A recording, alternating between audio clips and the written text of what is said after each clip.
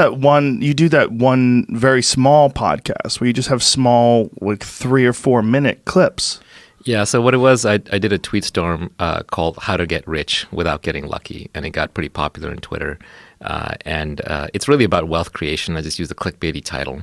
And it's trying to basically lay out timeless principles of wealth creation that if you absorb them, you become the kind of person who can create wealth, create business, make money.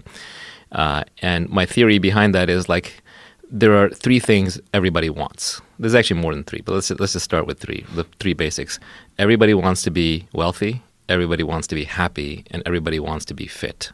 And I know there's a lot of virtue signaling that goes on, like we don't want money and, I don't care about being happy and happiness is for stupid people. Mm-hmm. But let's face it, like you want to be rich and happy and healthy. Yeah. Like that's the trifecta.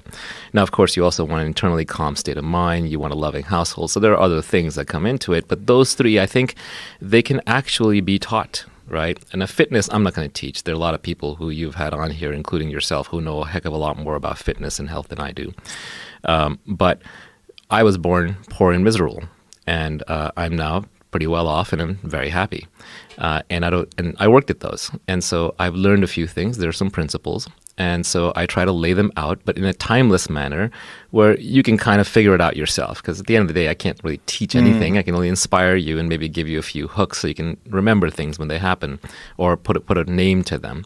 So this podcast actually ended up explaining this tweet storm. So there's a tweet storm with like 36, 38 tweets, got very famous, got translated into dozens of languages. And these were principles that I came up with for myself when I was really young, around 13, 14. And I've been carrying them in my head for 30 years. And I've been sort of living them. And over time, I just realized, like, sadly or fortunately, the thing that I got really good at was looking at businesses and figuring out the point of maximum leverage to actually create wealth and capture some of that.